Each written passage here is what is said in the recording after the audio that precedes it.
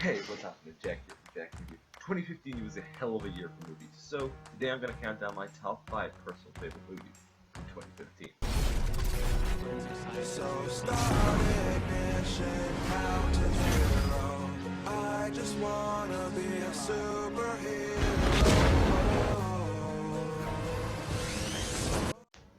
Before we begin, let's get some ground rules out of the way. First off, this is my personal list, so if something you didn't like didn't make it on the list, or something you liked should have made on the list, I'm sorry, this is my personal top 5. These are the movies I enjoyed most last year. They might be the most critically acclaimed, they might be the most cinematic. These are my personal top 5. So, let's get started. We're getting the band back together. Yes, coming in at number 5 is one of my most anticipated movies for last year. That is Avengers Age of Ultron. Holy shit, I could not wait for this movie. Now I know a lot of you are going to say, hey, that movie wasn't that good, why isn't The Martian or Hateful Eight on? Well, I'm going to tell you why. Because this is my top 10, and I love this movie so much. Sorry, that light was annoying me. It's such a good film. Holy shit. It is... Oh, people say it can't live up to the first Avengers. That's fair enough. The first Avengers is a masterpiece. Cinematic genius. I love this movie. It's my favorite movie of all time. But this movie does it justice sequel-wise. It's not The Empire Strikes Back, but it's close enough. It's good enough as a sequel. It does everything the first one did. It brings in more characters, establishes more connections, and everybody works together so well. I don't get why people give this movie so much shit. Maybe it's because it couldn't live up. It's such a good movie. It's still a 9 out of 10. Just because it's not a 10 out of 10 like Avengers doesn't mean people shit on it. That's why it makes my top 5 of last year, because I've watched it so many times since it came out last April, maybe May. I've watched it like 5 times at this age, and I keep getting a kick out of seeing the Hulk fight Iron Man in a Hulkbuster suit, or an army of Ultron swarming the Avengers. They fight back to get back. It's just the best feeling. That's why this movie makes my list. You had to ask. This is the best I can do. This is exactly what I wanted. All of you against all of me. How can you possibly hope to stop me? Like the old man said. Together. Coming in at number 4 is, well, it's a movie that genuinely made me feel some hard and depressing emotions. That is Disney's Inside Out. Holy shit, this movie is just magnifique. This is one of the only movies, one of the 2 movies that has gotten me so emotionally attached to the character that I genuinely cried during the movie. Yes, I teared up at a movie. I'm gonna spoil it now. It's Bing Bong's death. Even saying that out loud gets me emotional. Oh my god, holy crap, it is so awesome.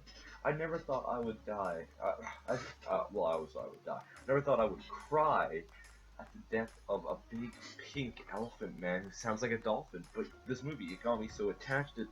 It taught me that sadness is a part of life, and sure, we all learned that, but it's such a good realization. It's a great film, and I feel like I underestimated this movie. It's Pixar. I shouldn't have underestimated this movie. This movie is a must-see if you're an adult, a child, anybody who's grown up, anybody who's had emotions. Worth a watch. Give it a watch. You made it!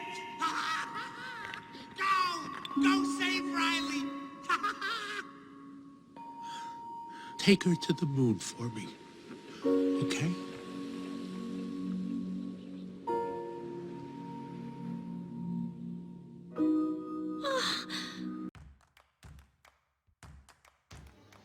Okay, number 3 on this list teaches us one thing. We should put a collar or a tracking device on Matt Damon, because that man gets lost so often. It's the plot of so many movies of having to go and find Matt Damon. But I feel like we should just track him somewhere. It'd be much easier. Yes, coming in at number 3, I'm talking about Ridley Scott's epic, The Martian. The Martian is, oh my, how do I describe it? So beautifully acted, directed. Visuals are amazing in this film. Most of it is set on the Martian landscape. You get some scenes in the spaceship, obviously, and a couple of scenes back on Earth, but a lot of this movie is Matt Damon on his own, and he carries it so well. This film is amazing. To say much more is to spoil it, but oh my god, it is so good. Bit long, worth the watch. Keeps you intrigued the whole time. Sometimes these longer films kind of lose your interest, like maybe a half an hour, maybe an hour in, when people are just throwing dialogue back and forth. This one's not. So well done, so enjoyable, that I'm so invested in getting Matt Damon back to Earth. It's so good. I'm loving this film, and I think everybody needs to experience this film at least once. God, I'm lost for words. You hear me talking about it, I'm lost for words. Ridley Scott, just take my money. Whatever you're doing next, Prometheus 5 or 6, or whatever Alien prequels you want to do, just take it, anything. Go ahead. This movie is so good, I love it. I guarantee you that at some point, everything's gonna go south on you. Ready? And you're gonna say, this is it. This is how I end. Commander, Mark is dead. We have to go now.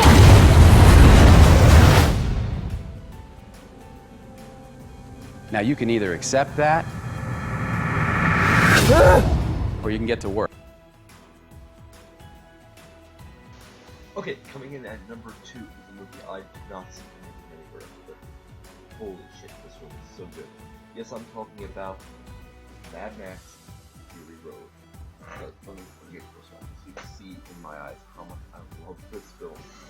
It's so well done. George Miller comes back to the iconic series he pretty much created from scratch, and it's so good. It uses practical effects, simple story, great acting. It's just, this film is so well done. It's all practical. That's really Tom Hardy or his stuntman jumping back and forth from trucks.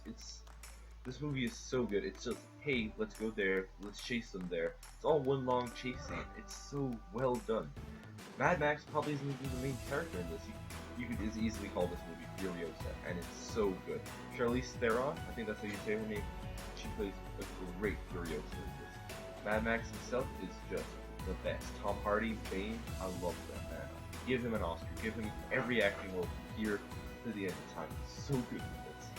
You have like a 2-minute scene of Victoria's Secret models. If this movie is praised by feminists for being a strong female lead, it's just so great. Everybody needs to see this film. It's visually stunning. Action is spectacular. Even the story and acting is just, I'm out of control here. I'm rambling trying to figure out things to say about this movie. I think just looking at the visuals alone and the lack of CGI, it's all practical. That's why I love this movie. Definitely worth a watch if you get a chance. Give it a watch. Each of us in our own way was broken. It was hard to know who was more crazy. Me or everyone else.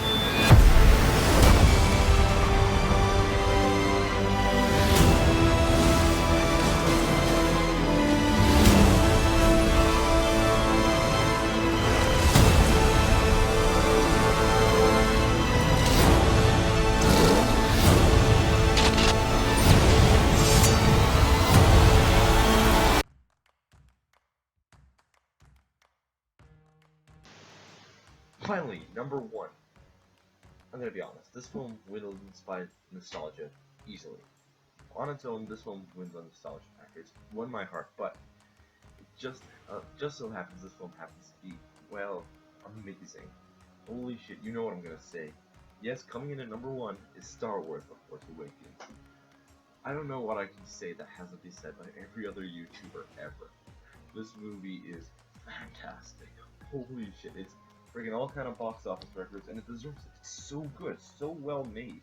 Practical effects. J.J. Abrams captures the magic of the original trilogy so well. And I know a lot of people were discouraged by the prequel. Star Wars is one of the only sagas that half the movies are terrible in. But this is so good. This brings everything back around.